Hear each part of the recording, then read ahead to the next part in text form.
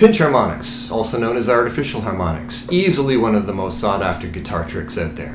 In this video we're going to take a look at how to do them, what to avoid, and why the type of pick you use does not matter.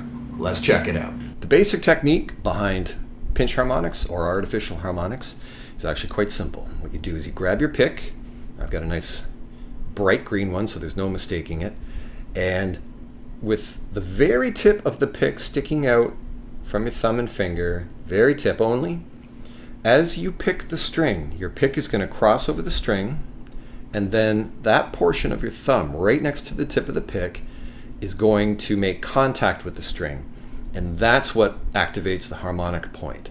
So let's take a look at it on the guitar, a little more up close here. So I'm about to pick the third string, and in case you're wondering what note I'm going to play, it'll be the 9th fret E on the third string. And the idea is, again, you pick the string with a pick, and then let that portion of your thumb make contact with the string immediately after. Simple enough, but here's where most people go wrong. They pick the string, and then they do this. They tilt their hand up. The problem, obviously, although maybe it's not that obvious, is that that portion of your thumb, which is going to give you the harmonic, is now nowhere near the string. So I've seen this time and time again with students, and they sit there for 20 minutes doing this with no pinch harmonic success. So the idea to make that happen, the very simple trick you want to remind yourself is bury the pick in the string. Don't let it come up from the plane of the string. In fact, at first, it's helpful that after you pick the string, again, in this case, third string, I'm holding the 9th fret, let the pick rest on the second string. I don't know if you can see that well enough. Let me try that again. The pick glided right through the third string, landed on the second, and that gave that portion of my thumb ample time to let the harmonic take hold.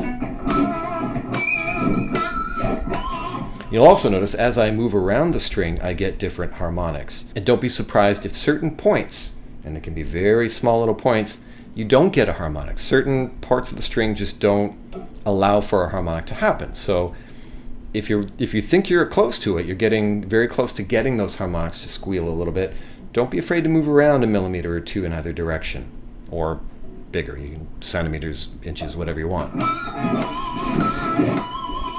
But that's basically it. Let the pick cross over the string. Make sure your thumb is allowed to graze over the string by burying the pick in between the strings. And that's pretty much it. One big tip for this, of course, is certain things need to be in place. To get harmonics to squeal properly, you have to make sure that you're using the bridge pickup. So in my case, on the Schecter, I've got this thing buried all the way to the back. That's going to activate this pickup. This pickup just is more sensitive to the harmonic frequency. So make sure that pickup's on. As you can tell from my setting on my amp, there's plenty of gain. So you want to make sure your gain level is high enough. This is just going to make it much easier for them to come out as easily as possible.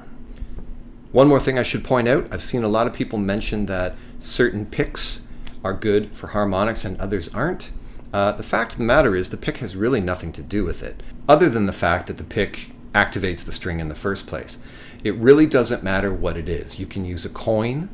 Billy Gibbons did that in ZZ Top back in, what was it, 73 with LaGrange.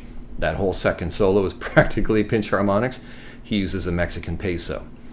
The pick itself really isn't important. In fact, you can even not use a pick.